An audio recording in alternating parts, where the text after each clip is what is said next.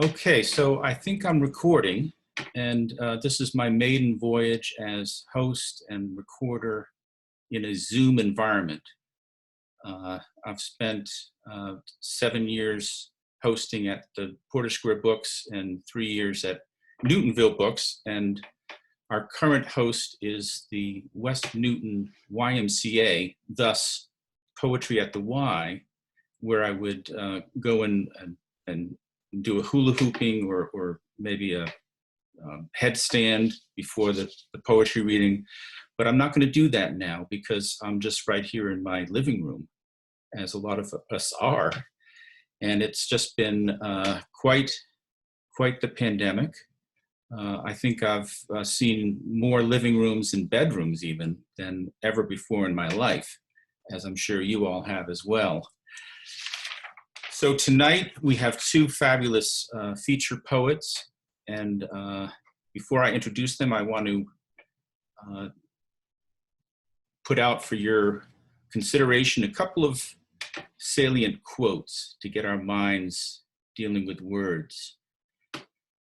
The first is from Lawrence Ferlinghetti, who reminds us, poetry is the shortest distance between two humans. And we have someone here from London who can attest to the fact that here we are, not socially distanced, but actually socially anti-distanced, because we're all squished together on these various squares. And it's just a delight to see everyone. Wendell Berry says, "Be joyful, though you have considered all the facts."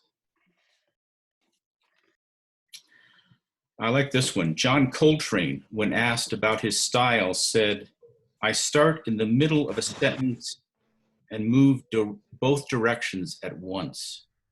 I would like to do that in a poem.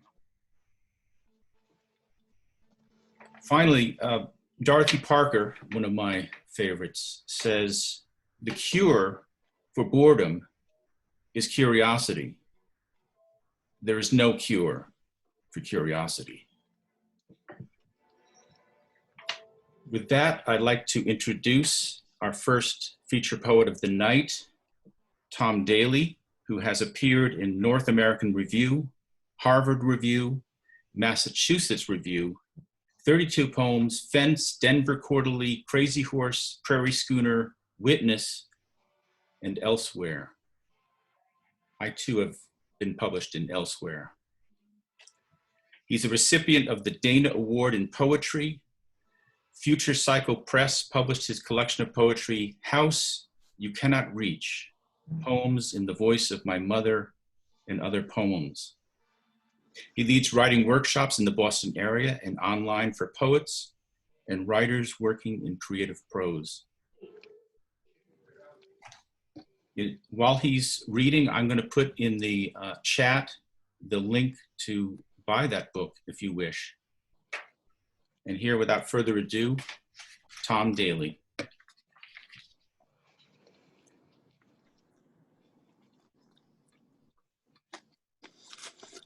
Thank you very much, Richard. You're going to have to take over the admitting duties because I'm not going to do it while I'm reading. So thank you all for coming. Some of you are phoning in from California and North Carolina and London, England, and parts northwest, south. I appreciate all of you. This is going to be a little unorthodox reading. The poems that I'm going to be reading tonight are poems that are all addressed to my dear friend Phil Herbert, who died rather suddenly and unexpectedly in late September. And Phil and I had a very long and loving and also troubled relationship. And in the last few years, I would say, at least on my side of things, I'd become estranged. So having that huge force of love and also the estrangement created this impetus for me to write a poem a day for about 3 weeks, so you'll hear some of them. There's also going to be, at the end of my reading, there's going to be a 3-minute, 20-second music video. It's of a song that meant a lot to me, and I always heard Whenever I heard it, I thought of Phil, because it mentions Baltimore, where he grew up, and also the Chesapeake Bay, which we crossed over for a marvelous trip. So anyway, I want to thank Richard Waring for organizing this and doing such a lovely job of publicizing it and putting it together. I also want to say hello and big thanks to Barbara Helfgott Hyatt, who's been a wonderful friend and supporter to me, and much more so, I think, to those of you who studied with her over the years. I know that she was a huge influence and wonderful guiding light for many of you. I'm very proud to be reading with Alexis Ivy, who's a very fine poet, and I hope you all stick around for her.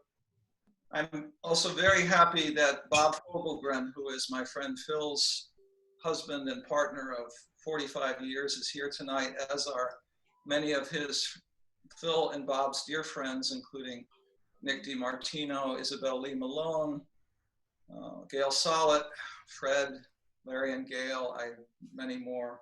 So thank you all for coming. And I'm going to dedicate this to the memory of Phil Herbert. So.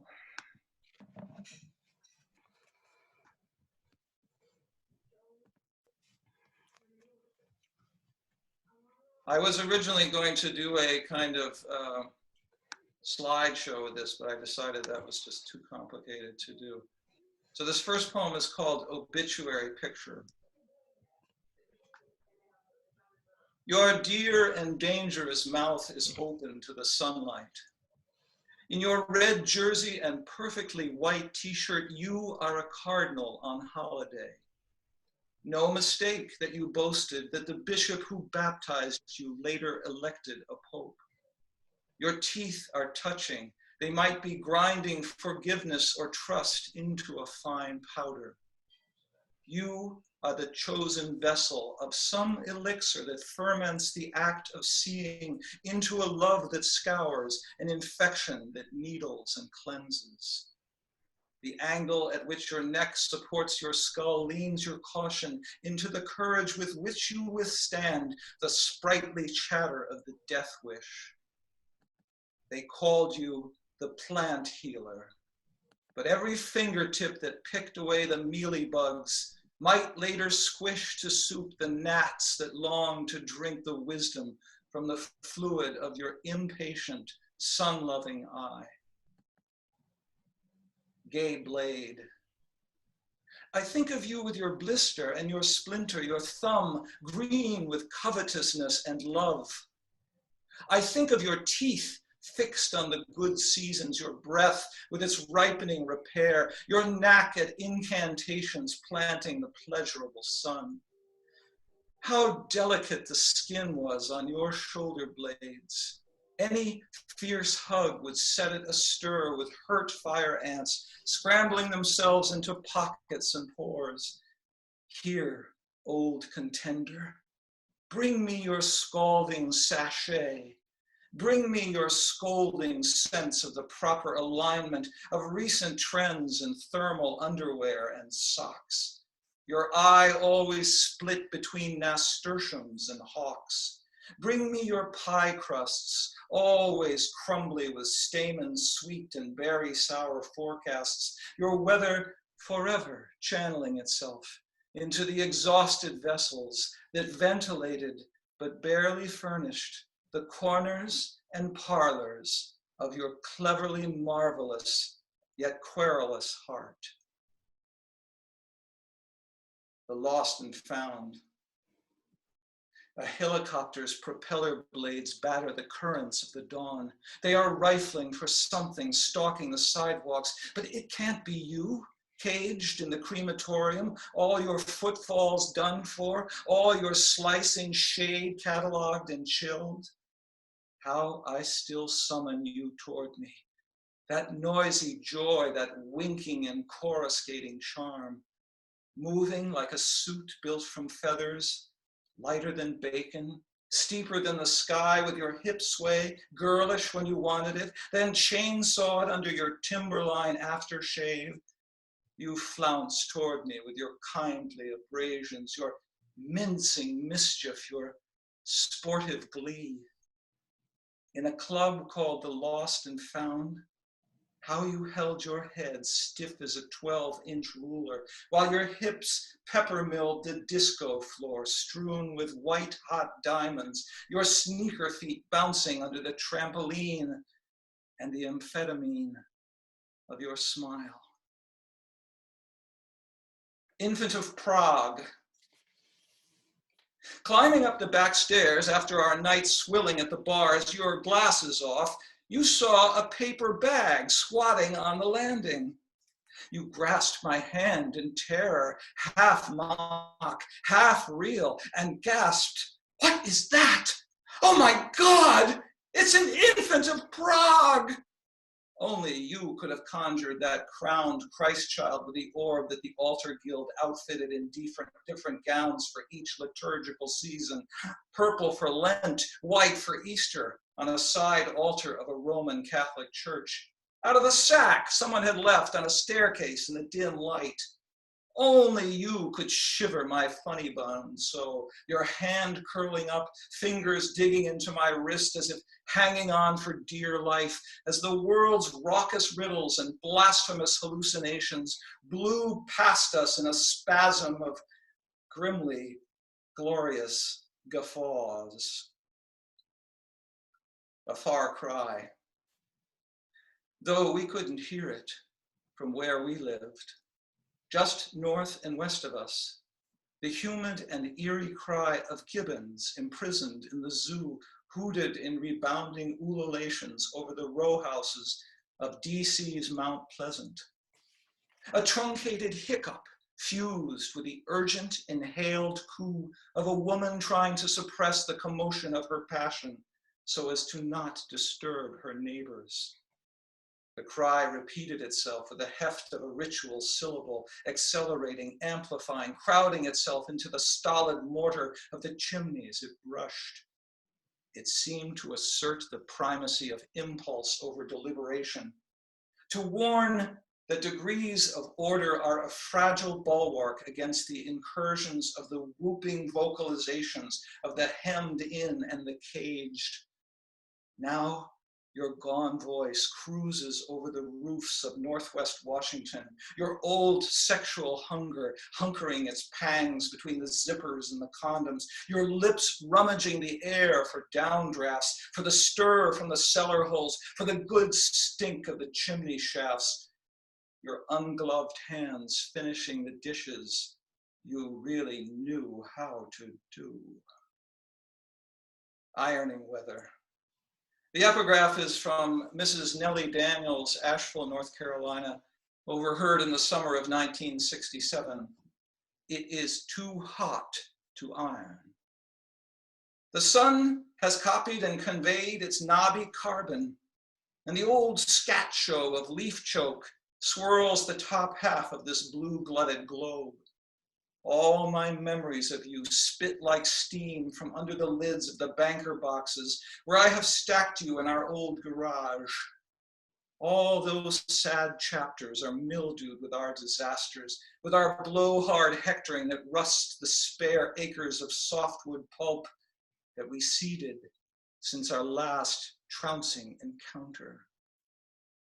Still, I can think back to the deck where we stood and surveyed the clear afternoon, the cool creep of autumn still scouring the sky. I remarked the clarity and the sharpness of the air, and you, remembering a quip I often quoted when it got obnoxiously muggily hot, replied, "It's lovely ironing weather." A gray mouse is drowned. A gray mouse is drowned in the watering can. It wanted, like you, to try that last living thing that would stave off a bursting thirst. I have buried it with the banana peels and the strawberry tops, among the toenail clippings and the split ends. There it revives and hooks your old gray-green towel on its hip bones and paddles up the back stairs to the shower we shared on Wyoming Avenue. There it greets me with your satin-bound grin, your sheep ear and lynx chin gnawed into a glare.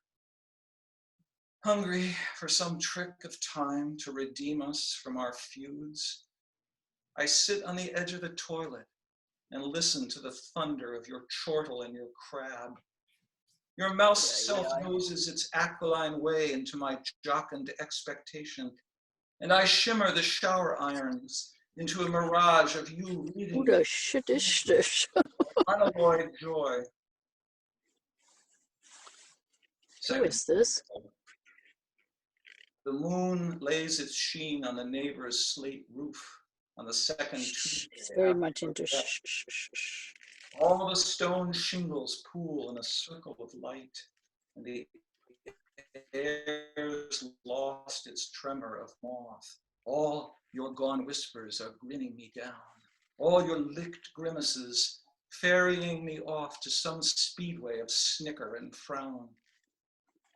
Riding the long route of your empty palms. It is tough. You're still waving me down from the night, steering me close to the highway. You row between mountains dubbed equinox and green. Over us both, the white and clamoring moon, dividing its spell from its curse. Over us both, the hot breath of goodbye, scalding our scalps and our wrists. I want to say that I loved you, and certainly I have. Loved the way you surveyed the sky, itching for news of the weather. Loved the way when I unfolded a joke or hurried you through a story, you'd hurl your head back and shake, every clogged artery shoving harder to uphold your laughter.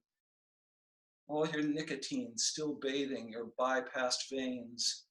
But sometimes when you'd quieted, the pathogens of envy and contempt might infuse the air between us, spiraling out of your nostrils, fetching themselves into gray-blue smoke rings that lassoed my juvenile vanity and wrestled me to the unloving dirt. Fashion. You were embarrassed, no doubt, by my goodwill get-ups. 1 year later, you were still horrifying over my striped sweater worn over the cordovan wool pants, popping with pimples of brightly colored thread. Another time, you picked disgustedly at the pills on a wool pullover, as if plucking a few of them would make them all go away. I wore that with some ill-fitting, high-riding white jeans, and you wondered, Tom, are those jodhpurs? As if I were heading off on a hunt with Jackie Kennedy and her set. How you loved her fashionably sunglassed in sorrow, reconnoitering her grave with Bob at Arlington Cemetery the day after her burial. The eternal flame still fueled by all her late husband's dalliances, the gas piped in from the fracked out fields of an insatiable will to betray. Just as you died, just as the grievous incendiary slipped through the mail slots. You died just as the fires persuaded themselves through a temperate rainforest in Oregon. When you died, the glass on the storm door to your kitchen still steamed with the last of your lung vapor. And there was that old smell of sugar maple leaves hustling the creek beds, the river channels that once, spurred to flood time, almost raised all the bridges of your adopted town. I address the virtual impossibility of conjuring you in verses that are merely descriptive. Your hair was the color of river sand. Your glasses magnified your wide eyes. You seem to be shearing beyond my pupils into some stash box in my brain. Above your lip, an acre, often plied by mustache-serious fingers. South of your belt, your snake with its blue jean hide was a fire break in the roughneck forest of your crotch. To the north, a khaki top or an immaculately white t-shirt that you had probably ironed. There were always men in those days in the woodwork, splintering or shying under the wide rabbit trap of your eyes. Always a feast being prepared in the scorching pockets of your salivary glands. Always a haunch waiting to be palmed. A genuflection waiting to be blessed. In the Latin of your death. In the Latin of your death, all the fluencies converge. Your houseplant and gardener's Latin, Dracaena marginata, the dragon with an edge, long, spiky leaves, bouncing red bordered. Rosa rugosa, the wrinkled rose at Bethany Beach, or was it Rehoboth? The one near which you napped while Jeff and I pumped each other dry on the sand. So close to you, you could have brushed our tongues with your breath. I remember your California docent, was it Fred, who delivered you to the phlox adsurgens, the erect flame. Now, like your flesh, all of California is surging with fire, the smoke vamping its way into your Vermont twilights, more powdery than the flowers of the Cyperus alternifolus, a type of papyrus you grew in the sunroom off your DC bedroom. The leaves alternately spaced, the stems at least 7 feet high.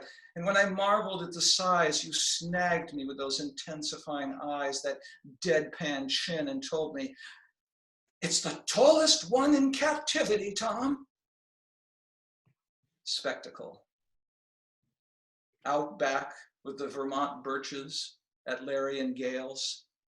You remarking on the deficit of snow. The bald ski slopes warmer than the water in August in the surf off Nag's Head. In the back alleys behind your Baltimore house, the spry man and his horse-drawn wagon calling out the name of the round fruit that kept you cool on hot days. That day we sat on a bench with Bob remarking on the splendid sets of male buttocks parading Baltimore's inner harbor, sharing the seat with a snoozing senior who paid no mind to our gawking. On the beach, you pointing out a row of barrel-bottom clouds, a kind of cumulus. You named something I have now forgotten. Soon, all of the spectacles we relish together will fall through the gaps in our laps, forgotten among our variegated present and our assured future negation in the hectoring and merciful prospects of time. So before I read this last poem, I want to thank all of you for coming and listening. Thanks again to Richard Waring for a fine job of organizing and hosting this. Please stick around to hear Alexis Ivy and the open mic which follows. All right, so after this poem is over, there's going to be, I'm going to play a song called Moonlight Feels Right by Starbuck, which I've illustrated the lyrics to with pictures of Phil and some calligraphy of my own. I send you off with the words of a pop song looping in my ears. Bursting behind us now, the Atlantic in late May. Your piggy on my back then, both of us jubilant horseshoes, brawling backwards into the foam. We crossed the Chesapeake to get here, spinning the long span of the bridge at breakneck, the words of the Starbuck song, "Moonlight feels right," spangling our earlobes. Your smiles demure and murderously limbed with the caution we are tossing to the wind. All quirk and plenteous play and never a dull boy. Never a moment not spent in the delirium of your trembling wish to resound with the spritzing bliss of a wave and a cock and a fist. Always and every afternoon to fish and simmer in your barefoot glow. Never a time like this to know that the future will find us, but never let us go.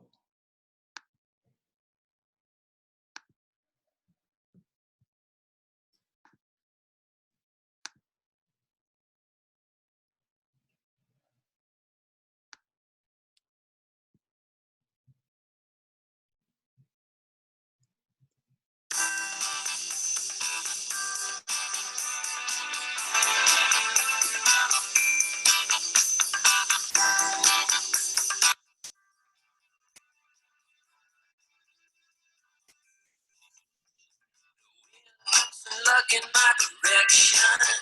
I caught it in my hands today. I finally made a tricky French connection. You winked and gave me your okay. I'll take you on a trip beside the ocean and drop the top of Chesapeake Bay. Ain't nothing like the sky that knows emotion. The moon will send you on your way. Moonlight feels right. Moonlight feels right. We'll lay back and observe the constellations and watch the moon smiling bright. I'll play the radio on southern stations, 'cause southern bells are here at night. You say you came to Baltimore from Ole Miss, a class of 7-4 gold ring. The eastern moon looks ready for a wet kiss to make the tide rise again. Moonlight feels right.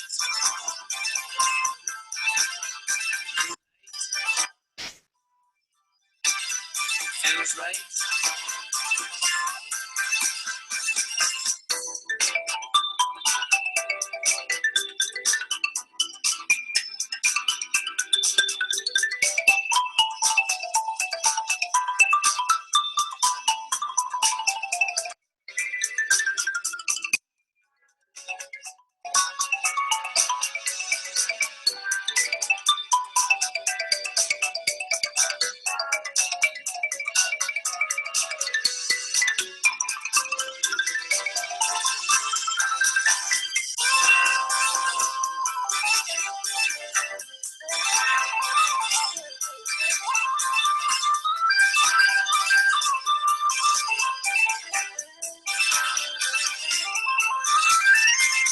See the sun come up on Sunday morning and watch it fade the moon away.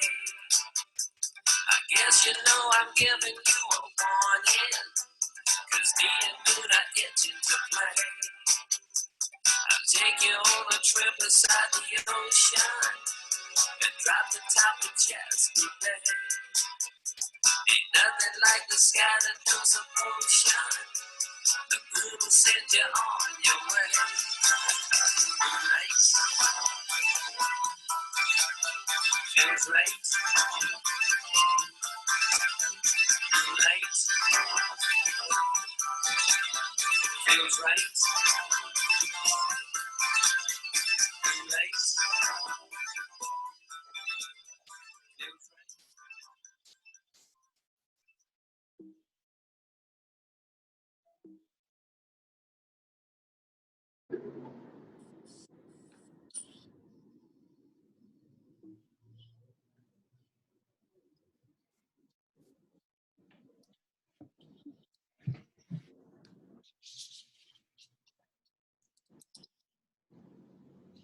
We are experiencing technical difficulties. There we go.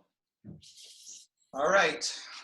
So thank you very much for listening in. That was a tribute to Phil Herbert. That was a song that always reminded me of him. I'll miss him terribly. I'm sure a lot of you will too. Thanks again to Richard, and stick around for Alexis's reading. Thank you very much.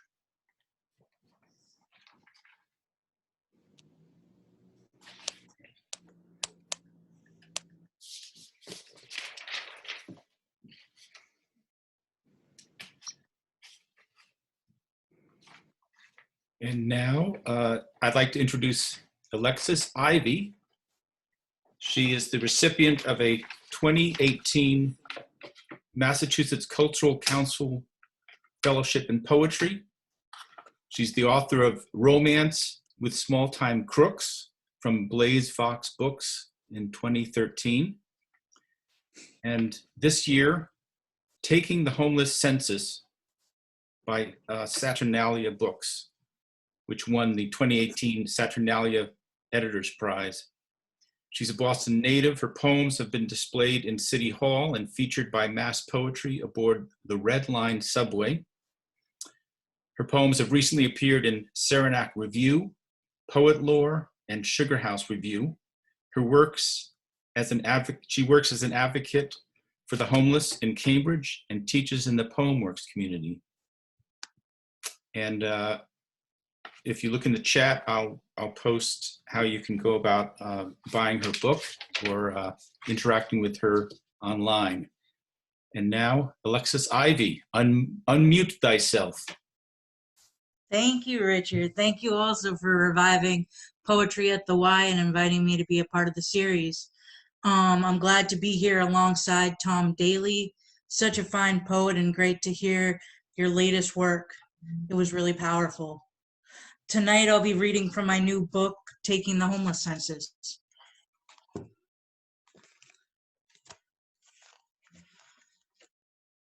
As for me, I like the bus, its particular iridescence. I like the potholes that make me hold tight the poles. I want to touch a stranger's touch, the stranger who made that pole warm.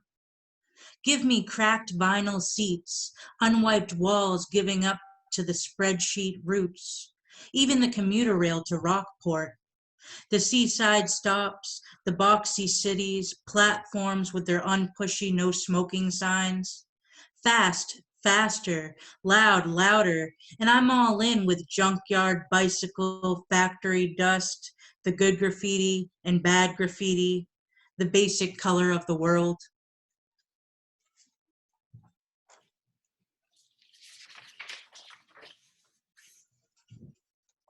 This is the title of my book, the poem, Taking the Homeless Census.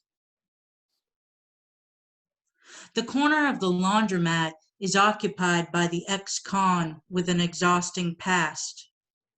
He uses missing socks as mittens, trade socks for cigarettes, homeless, sitting on a milk crate, homeless, facial hair unkempt, homeless, publicly collecting cans, homeless, boozing at the duck pond, homeless, asking for the time, homeless. Teenagers homeless under bridges, living on benches or beside the heat vents in the library. Chronic homeless who find refuge in the holes of stairwells. The habitually homeless who have lived 4 episodes of homeless in the past 2 years. The girl who stalks the shelves at 7-Eleven tells me she lives on her friends' couches. The man I buy a muffin for at Dunkin' Donuts Sunday mornings goes south to be homeless in Rhode Island all winter. In public alleyway 118, 3 vets have built a room out of furniture left on the street by undergraduates. A woman curled up in a Macy's storefront leans on the 6 garbage bags of her life. On any given night in January at the Shattuck shelter, someone will clean up, show up, ask for a toothbrush, dryness, 5 packets of sugar, an outlet, sign their name on the sign-in so that they might be given a bed. As for the rest of us, uncounted.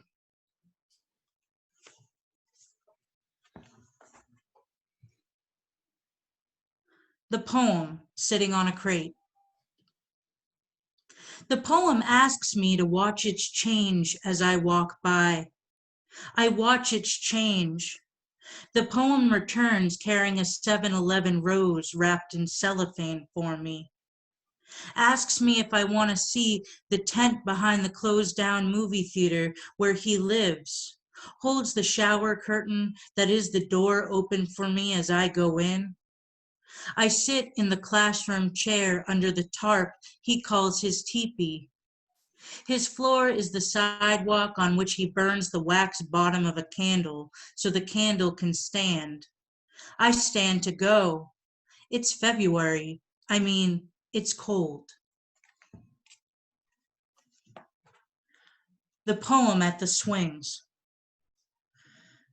He keeps pushing me, liking me, both hands pushing my back, pushing my waist as I hold the chain singing Edna St. Vincent Millay, comes like an idiot babbling and strewing flowers, in the voice of Hank Williams. I hang on, sway the seat, pretend that I might kick him when I come back, but I don't. I'm the only playground noise, swinging, singing, and he's taking me higher until my skirt's a flag in the sky. I've eaten spicy. I know which diners have homemade hot sauce, which have Frank's Red Hot, which serve Tabasco. Dried ghost peppers make me sweat. I pour red pepper flakes on anything Italian. So hot I'm tongue burned and my nose gets all runny.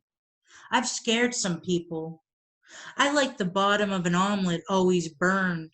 I like things burnt. Toast too crispy, home fries overdone. I like what's hard to cut.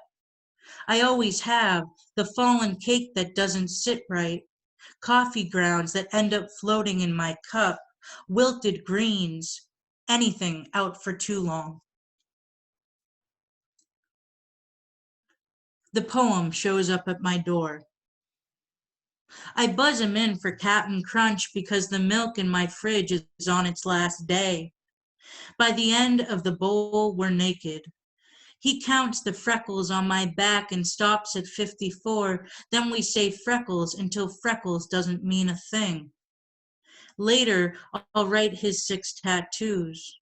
His teeth leave squirrel prints across my shoulders, a belt of stars around my throat. Should have worn a scarf to write this one. The poem in public. He orders a second drink. I argue with him until he promises to sip it slow. I say, let's get some food in our stomachs. The lights go dark in the small room, and when the first comic comes on, he mumbles, "What a dumb fuck." One of his hands tugs at my skirt like a dog. I pull away.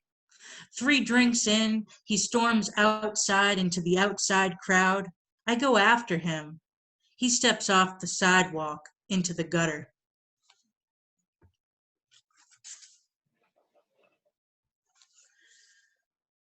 Missing the poem in Europe. 1. From the bottom of the fire escape, a man calls up 6 flights. Rapunzel, Rapunzel, let down your hair. My hair isn't long enough. I don't toss down my room key. The hotel management has called. Have I seen anyone creeping around on the fire escape? 2. Every night I'm in Barcelona, I write what I'm wearing, how many men looked at me. I'm a heartbreaker. Every morning I almost write. Instead, I count how many times I can kick a rock while walking the streets. 10 times, 20 times before I lose it to the city. 3. I'm reading Of Mice and Men, a few miles south of Soledad. I know that Soledad is Spanish for lonely, but I don't tell the poem that.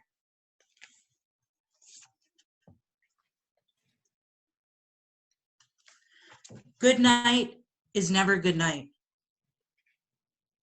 I wait crying for the things I've already cried for, wanting to forget how bad dreams go out to dinner, a candlelit place where my lover tells the waitress her eyes are more than blue.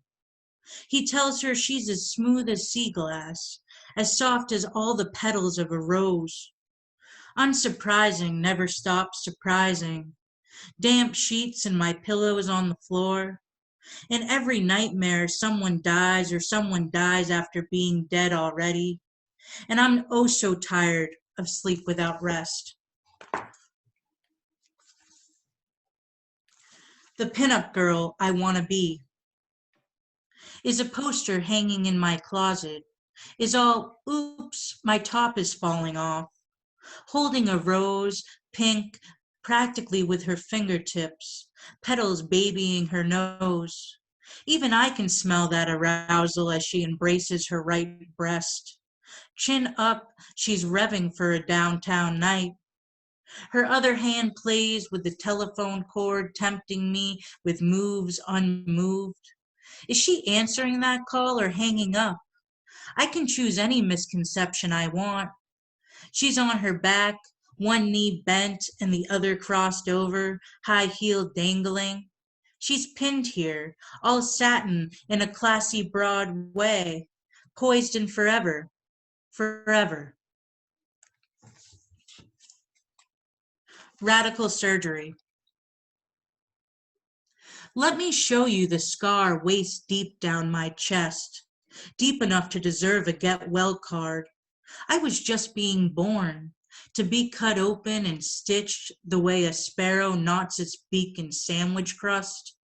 My body turning blue like it was winter at the beginning of July. Still I dress for weather. In any Sylvia Plath sky, the moon has nothing to be sad about. I rely on that moon. My courage is deep-wooded as a star's. If I point to my heart like my hand's a gun, would you love me?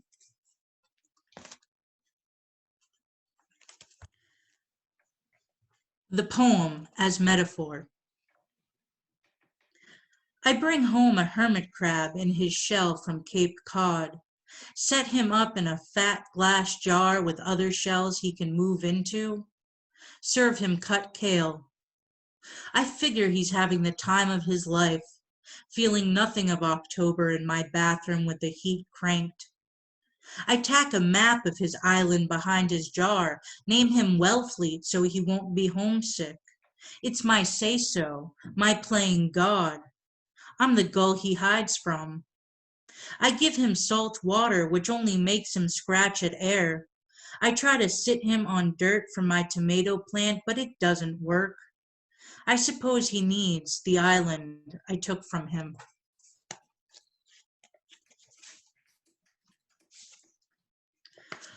Allegiance in 5 stanzas.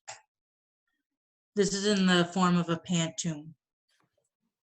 I will write the rest of my life how steadfast I am. It's my job. It's all I can do. How steadfast. I am a carriage horse. It's all I can do. My boots clip-clop the pavement. A carriage horse breaking my heart on the page. My boots clip-clop the pavement. I carry everyone along. I break my heart on the page, writing my bridled life. I carry everyone along. Born for this and to this. Writing my bridled life is my job. Born for this and to this, I will write the rest of my life.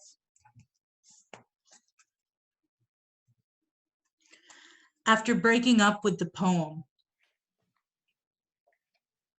I binge watch Melrose Place. I've been through a lot in this show. 8 Thanksgivings here, 4 trips to Mexico, 19 weddings, 23 divorces, 6 arrests, 35 court dates, 12 broken windows. No eating disorder storylines, but plenty of suicide, plenty of secret pasts and false alarm pregnancies. Nobody ever leaves LA. No one gets away. I can't even get away. That's why I watch. I almost don't pick up when a friend from college calls to ask me to loan her $700 to pay for an abortion.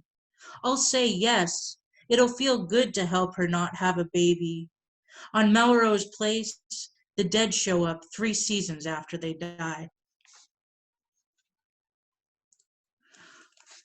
When someone asks me where I go, to school, I never want to say Harvard.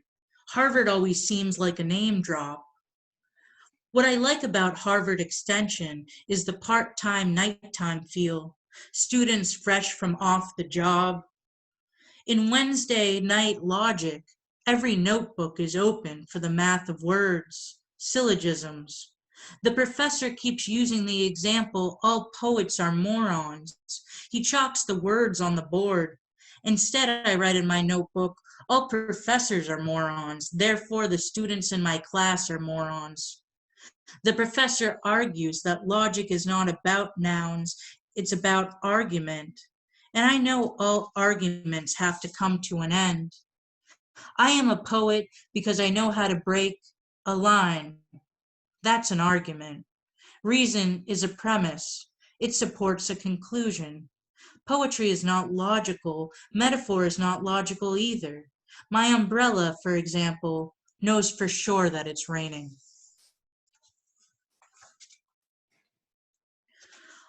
On every tree at the reservoir, there's a missing boy poster.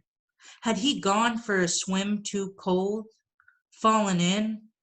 Wanted to see the city lights bounce off the water? On every tree his flannel shirt clad in nondescript. What keeps me is how much I don't know him, how much he's become known for being missing. I mean, he disappeared on this path like a magician's hat disappears. I walk the reservoir where they search for him, don't give up until he's found there. For me, he stays on the bottom, even after he's floated up.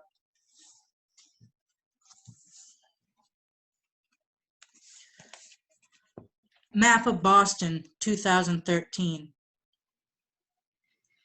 From my fire escape, a blue balloon has strayed from its party, caught on a tree. It's out of breath, tired of the bullying wind.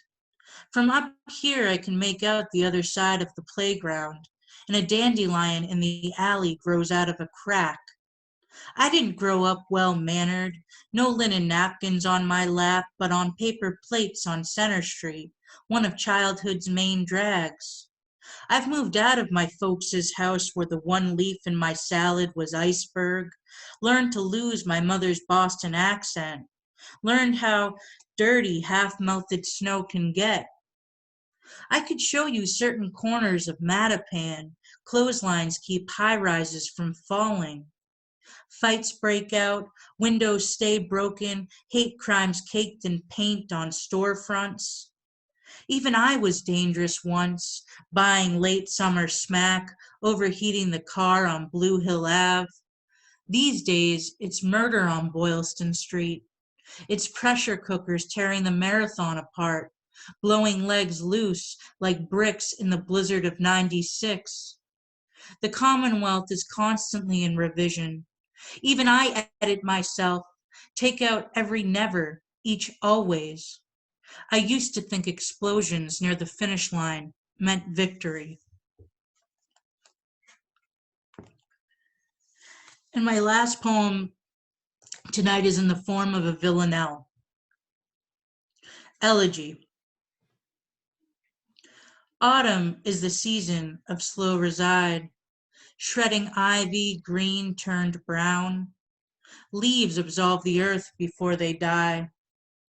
Leaves well kept, blown, layering the sky, stepped on, so settled in sky sound. Autumn is the season of slow reside.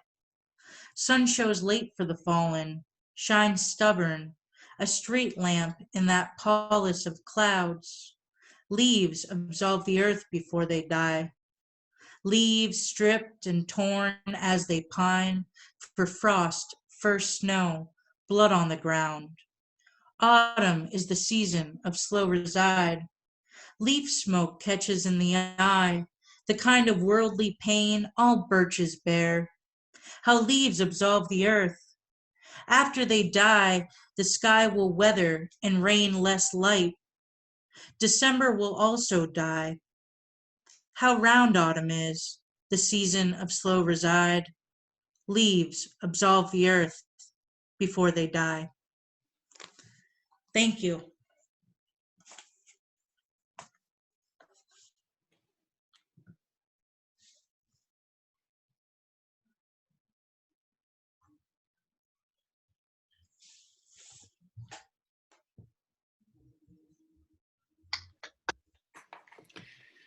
Wow, very, very nice. Wonderful reading. So this is Alexis's book, and Tom's book. And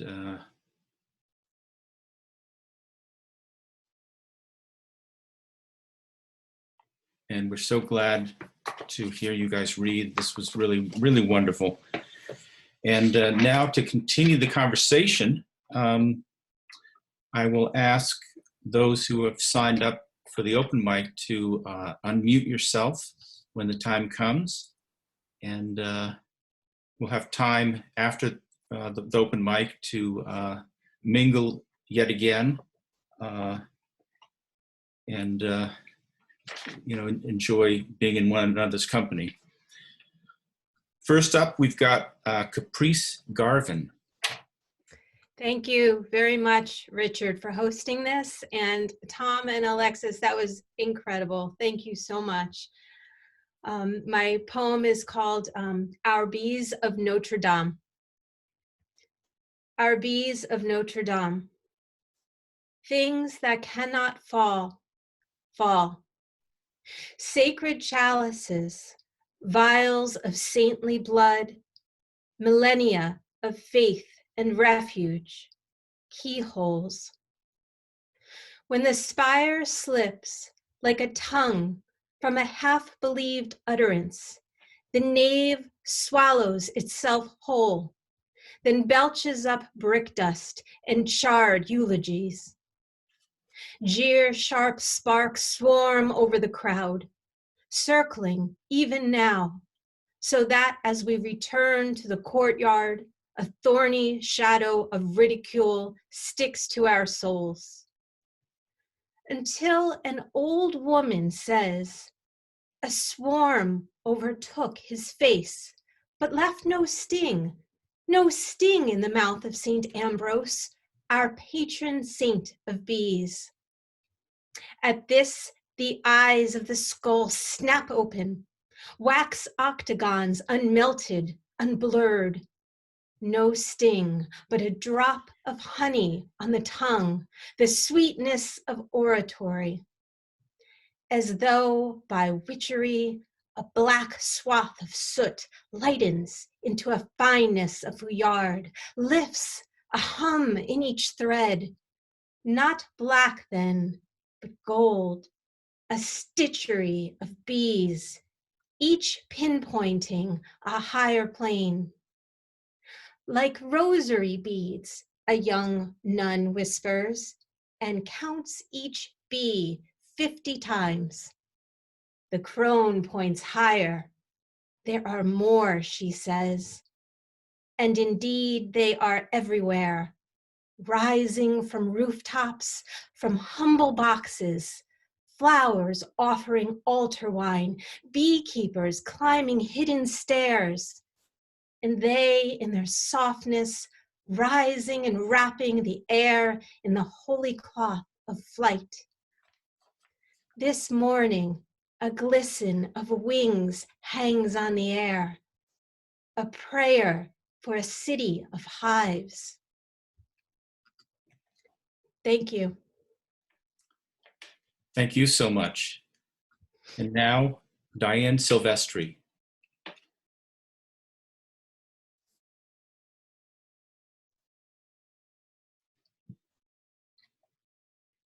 Okay.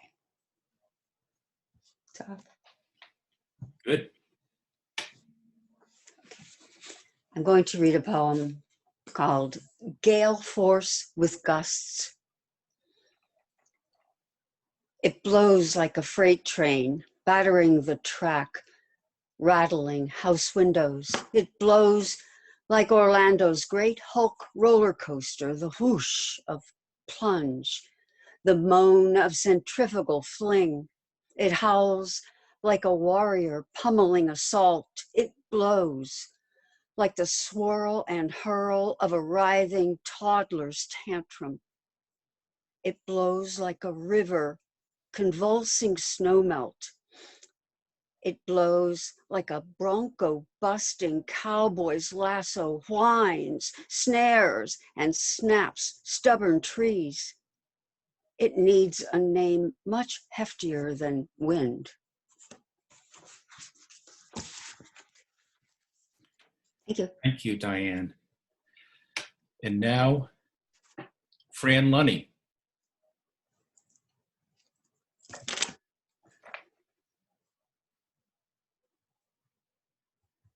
Hi, everyone.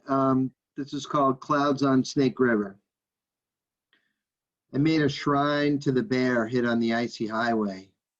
Its dying breath, a pool of blood and fur on the roadside. A reminder of everyone I ever cared about. The cemetery is filled with them.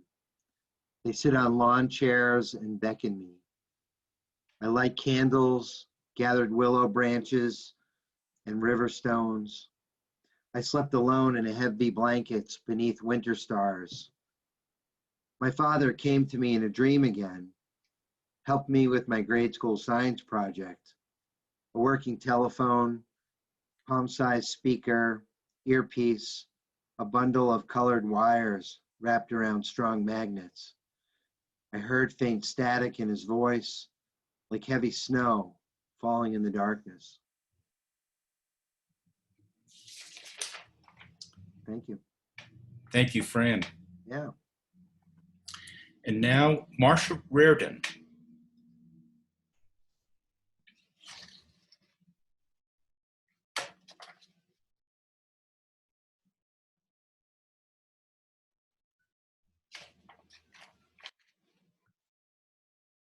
You'll need to unmute. Sorry. The Old Cowboy and Pammy.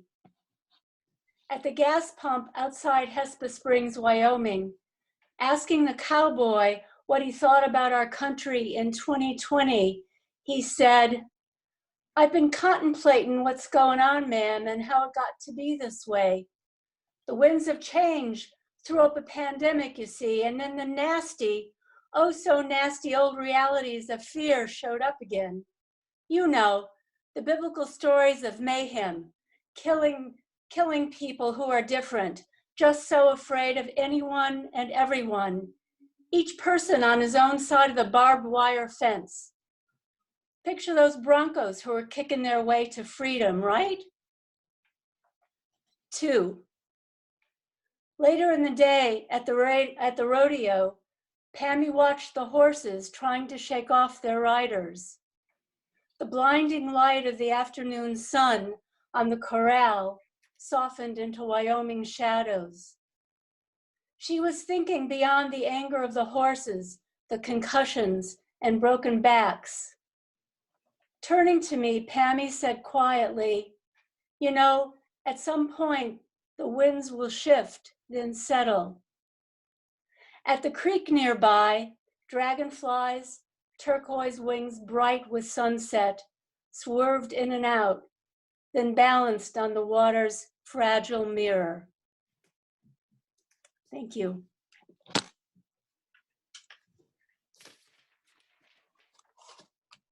Thanks so much, Marsha. And now, Robert Carr. Thank you, Richard, and Tom and Alexis, thank you for those poems. This is my poem, Radical Domesticity. You don't see clearly through the kaleidoscopic lens of your misspent diamond ring. You, who won't consider a braided flogger beside the slotted kitchen spoon and fear the weightlessness of swinging husbands. This is the smell. Blue fringed leather hanging from a ceiling of lasting marriage. This is the sex, curl of a whippet dreaming under a rocking bed. The apple pie is not served without a knife. A bulb replaced with red, shadows of men no longer pale. Step into radical domesticity. There's a bonded hush in sighing, strength in screws penetrating rafters.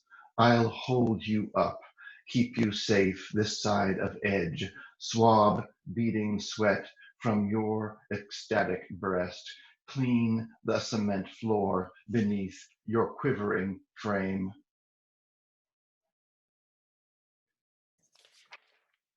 Very nice. Thank you. And I'm aware of how weird it is that we're not getting auditory feedback, but there is a lot going on in the chat. So pay attention there. Our next reader is Isabel Lee Malone.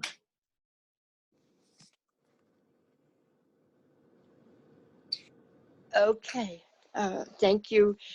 I want to say hello to everybody, known and unknown, and thank you so much for Tom and Alexis and everybody else. I wrote a very quick short poem about Phil. I don't even know if it's a poem, but Phil, who is Tom's and Nick's and Bob's and my friend. It has been 7 years. Back then, not now. Now it has been decades. It had been 7 years. I was still living in the city, was I? Or was I visiting, as I often did back then, home of my heart back then? And I was walking by from somewhere to somewhere. I looked through the big plate window full of greenery and flowers and hanging pots, and I felt I should go in and say hello. It had been 7 years. So I walked in and I said, "Hello, Phil. I thought I should say hello." And he looked up and he said, "I just had a dream about you." He had just dreamed about me. And so we went on saying hello for another 40 years or so. One of the homes for my heart. Thank you. Isabel, it's a poem. Thank you. Thank you. Thank you, Richard. Anthony Donahue. Hi, thanks to Tom and Alexis and everybody else. I know on Tuesday, I think we were out of Mercury retrograde, which we've been in a long time with the election, so we just got out of that. About 20 years ago in Barbara Helfgott Hyatt's group, I was trying my hand at poetry, and I wrote a poem called Mercury Retrograde, so I'll just see if there's any fitting with the election. May not be, but anyway, here we go. Mercury Retrograde. When things fall apart, let's rest. You don't go my way any longer. I won't go yours. If I see you on the street, I'll genuflect, but let's not touch. To others, we'll say we've broken up, ended completely. It's the other one's fault. Less pain to explain. Yeah, we were hoping the worst wouldn't happen, but it did. Sadder than I can say. Could you get out of my way? I have to go home and cry me a river. When the social concern wears away, maybe we could go for a swim. If you're drowning and I feel too tired to save you, I know you'll understand. And of course, vice versa. Money you owe, keep it. Costs too much to get it back. We'd have to interact. I'll try to go to your funeral if you try to go to mine. In spirit or flesh, it won't matter. One of us is out of the way. Thanks. Wonderful. Thank you, Anthony. Our next open mic poet is Joan Kimball.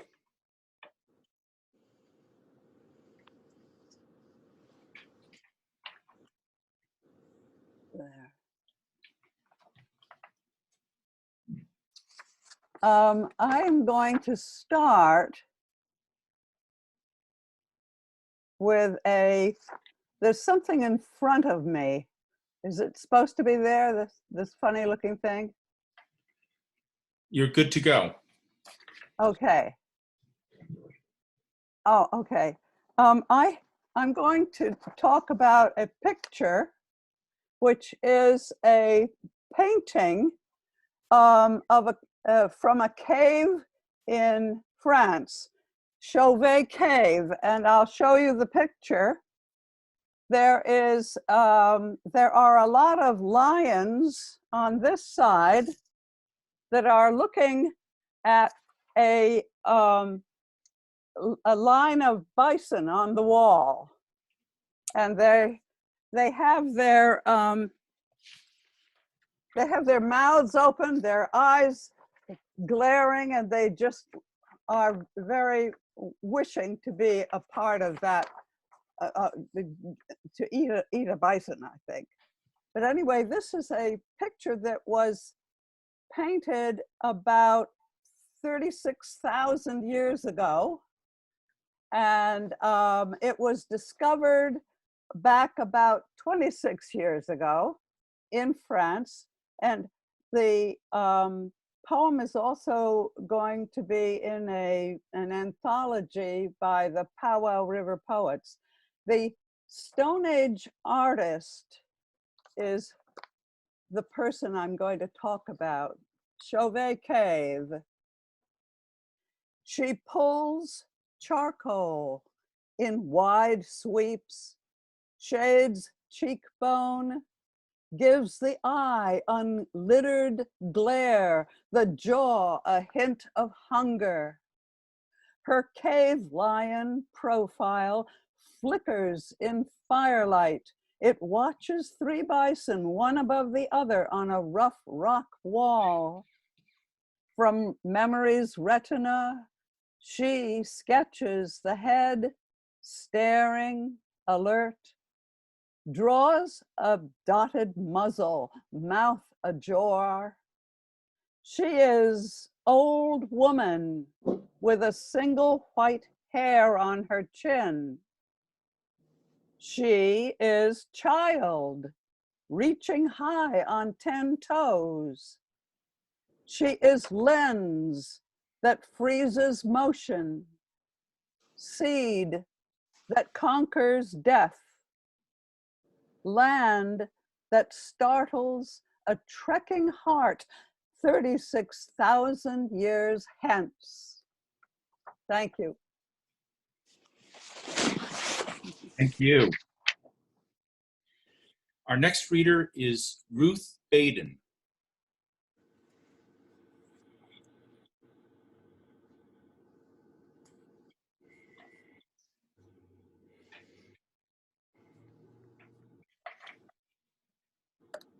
Okay.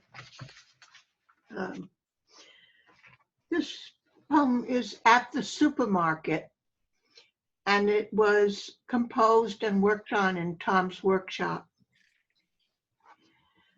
When I was 12 and ripening like a green gold Anjou pear, ashamed of my body, the bleeding times, the hair sprouting in places where there'd been no hair before.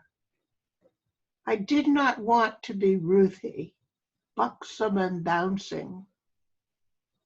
On that spring day when the elms were singing with sparrows and wrens, when I was wearing my tan ruffled pinafore with my hair in 2 blonde braids, my mother sent me to the supermarket, the first in town, with bright metal cases piled with tomatoes, lemons, melons, pyramids of apples. Women pushed carts with their babies strapped safely in front like ships' figureheads. When I was carrying out the Wonder Bread in its brown paper bag, he moved swiftly behind and then alongside me. He thrust his left hand round my breast and squeezed it, then glided silently out through the swinging doors.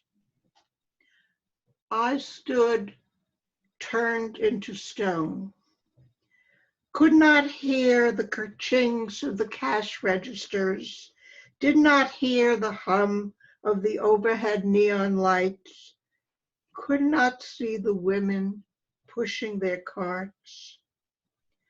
I became a silver fish swimming down, down deep underwater where there was no light, no air, where I could bury my shame in the cool ocean bed where the drowned ships and sailors lay.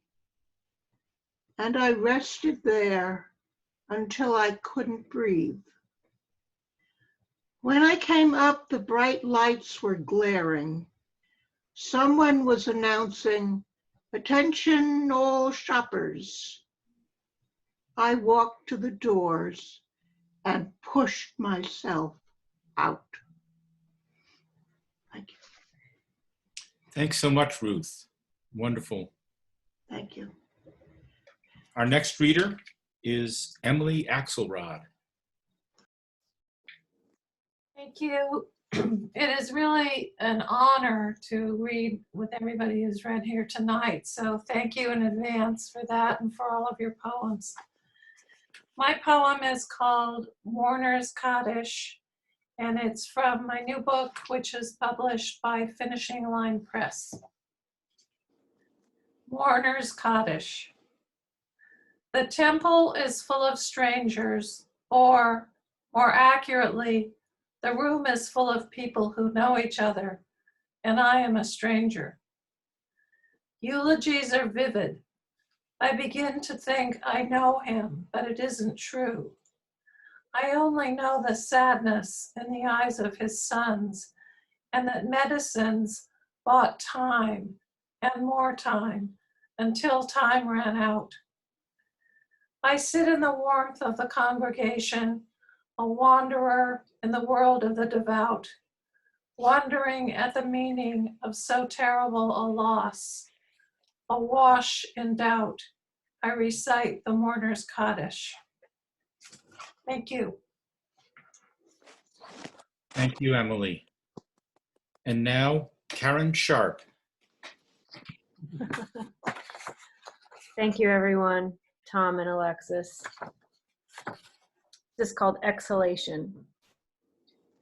Chain smoking in the back seat, I touch the fire end to a new cigarette. Inhale. Tracy across my lap, eyes closed.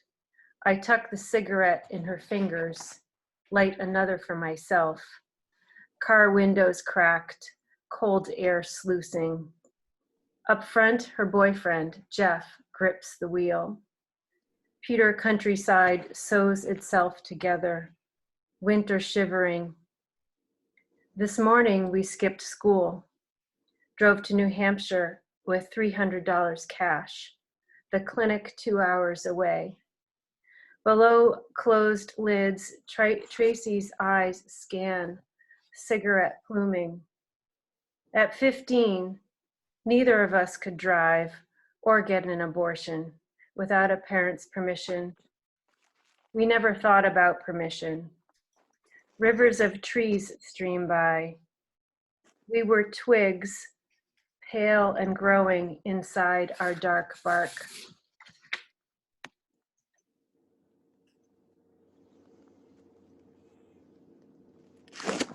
Thank you so much, Karen. And now, Margaret Bryant.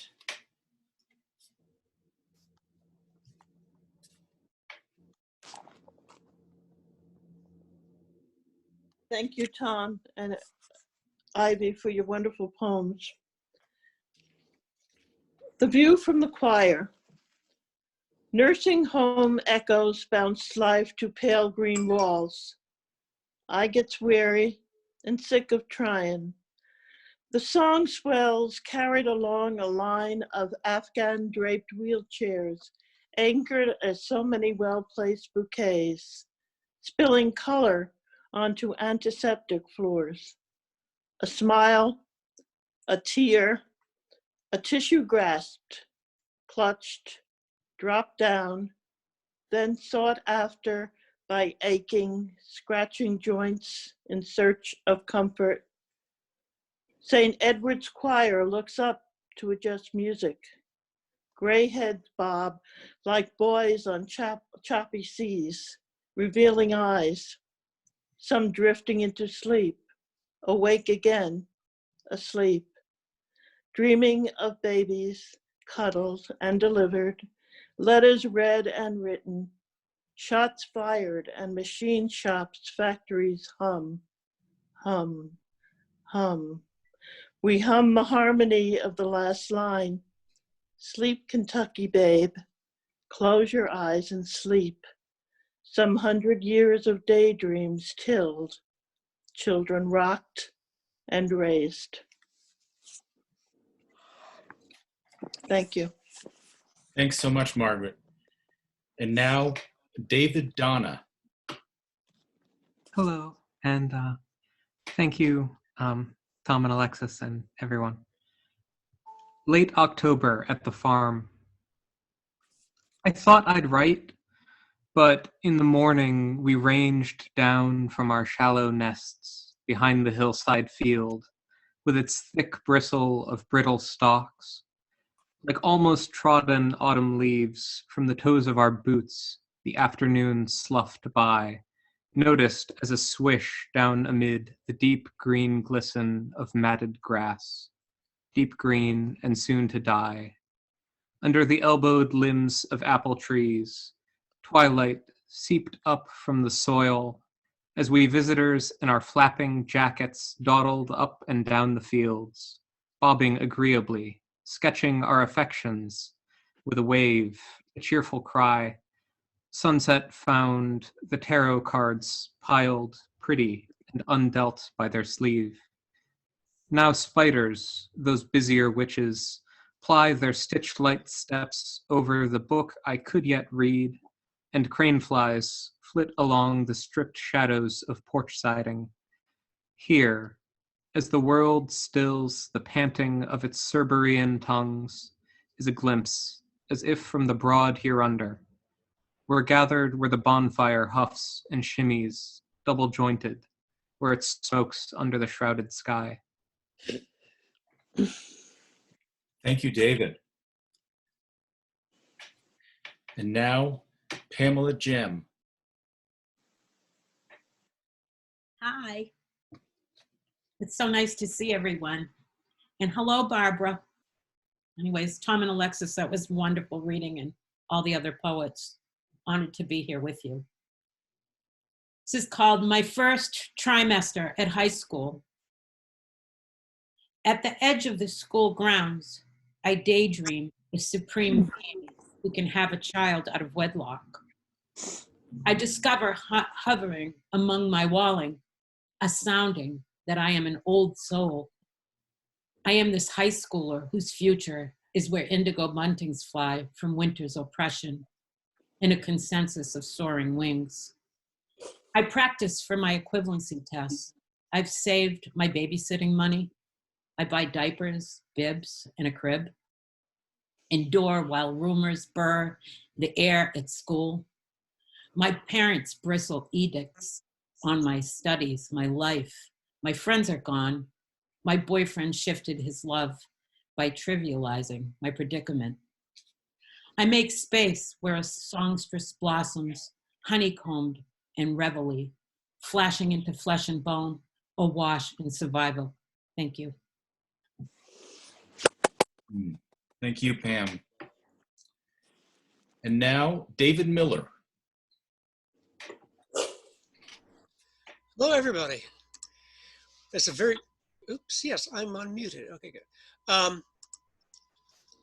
Very fine evening, fascinating evening, and I want to thank not only Tom and Alexis and Richard, but also everyone who's managed to stick it out this long and actually stay. I know open micers always appreciate that.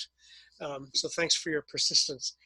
This is a persona poem that is dedicated to anyone who does or ever has done telephone support. Contact us. Sir, thanks again for your patience with our standard, unusual volume of calls. The voice you now hear, please be assured, is of a real person. That would be me, human, with viscera, dependence, and rent. Don't shout, sir. Let's knock down your problem. First, are you sure your mouse finger twitched on the link we told you to twitch? Not the one near it that's almost the same, but it's not. inconvenience was caused, we are sorry. Please also be certain that you're at our news site, not the mothballed page. That scrambles everyone and I can't prevent it. What? Oh, you insist I explain what in the hell an autofill is. You don't understand gobbledygook. I hope you remember this call is monitored for quality purposes. I'm not allowed to betray what that means. What it means is how fast I ram through the queue of very important to us, despite your insistence I stay to rejigger your zeros and ones. Think about auto, sir. Imagine fill. Hope that helps. Say that again. Your shopping cart vanished? Don't use the left arrow, that's wrong. Click the back button. See the word back? I know it's not shaped like a button. I can't tell you this. Quality purposes means I'm shackled by personal metrics like every valued associate. That means a full cupboard or empty. My lights on or off, house or no house. You're panicked? Who isn't near out of their mind? Perfect. Thank you, David. And now, Judy Hoyer.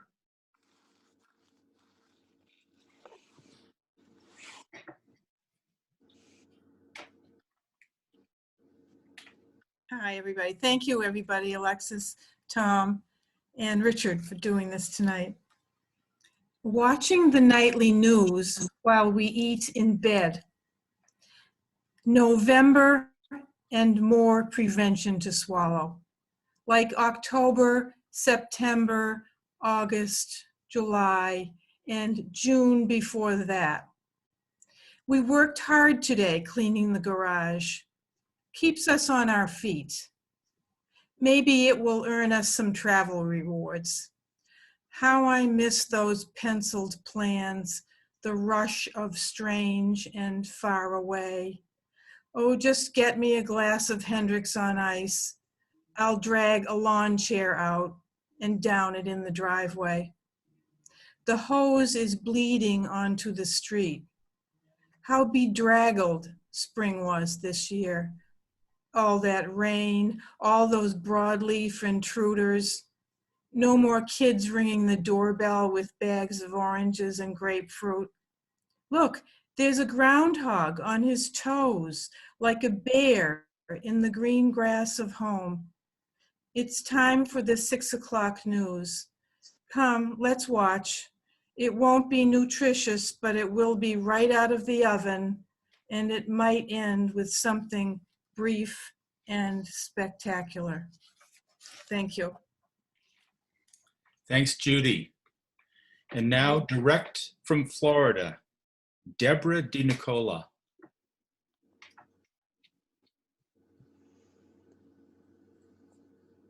Muted. You're good now.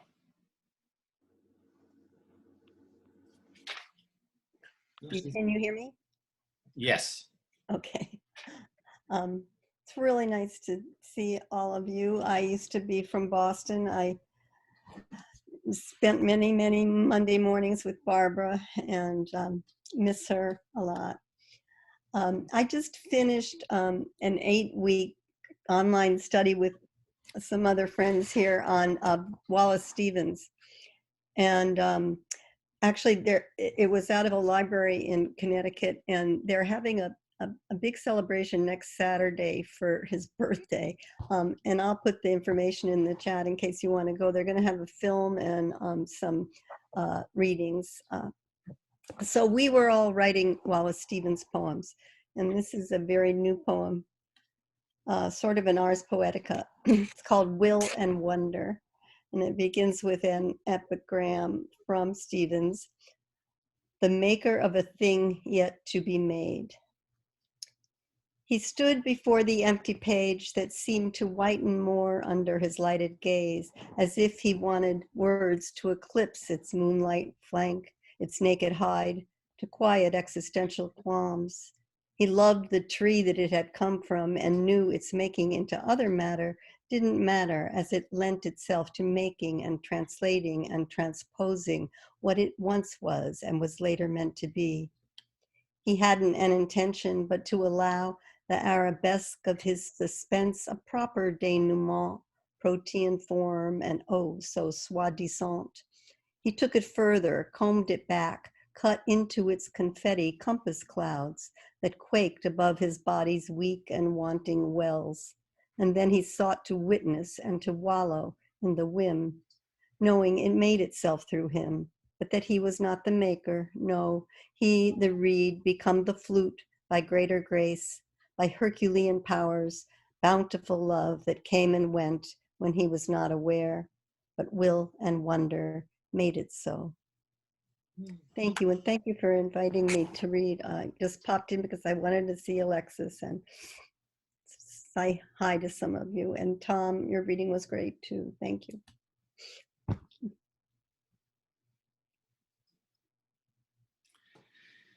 Well, how about everyone unmuting and giving our appreciation, particularly to Tom and Alexis, and also to our open mic readers.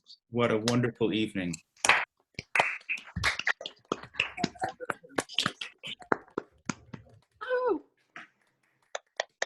And I know that it's been difficult to handle this new medium, but when you think about it, if we were at the YMCA, we'd be limited to 9 people socially distanced in a room mostly devoted to yoga. But here we had, at one point, 99 participants. So 101. was that? That's a lot. Yeah, just one short of 3 digits. No, there were 101 at one point. Oh, there were. Oh, okay. Wow. I missed that. So, Richard, thank you for doing such a wonderful, eloquent job hosting this. Really appreciate it. an elephant job or an Thank you, elephant? Richard. Thank you, Richard. Thank you. Thank you so much. Thank you for me too. Yes, right. Thank you for creating this opportunity. Well, we're going to be looking forward to the first Friday of each month. Coming up, we have Gray Held, and it's a surprise second feature that I will announce a bit later. So it's been a great pleasure to be with you all, and it's basically been, as Wendy put it, a balm for the soul. As we search for the soul of America. It's been a really wonderful evening of beauty and bravery, and I commend everyone, and be well until we meet again. Thanks again, Richard, and thank everybody for coming. Thank you, Thank everyone. you. Thank you, everybody.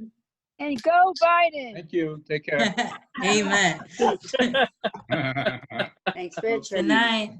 Good night. Good night. Sure.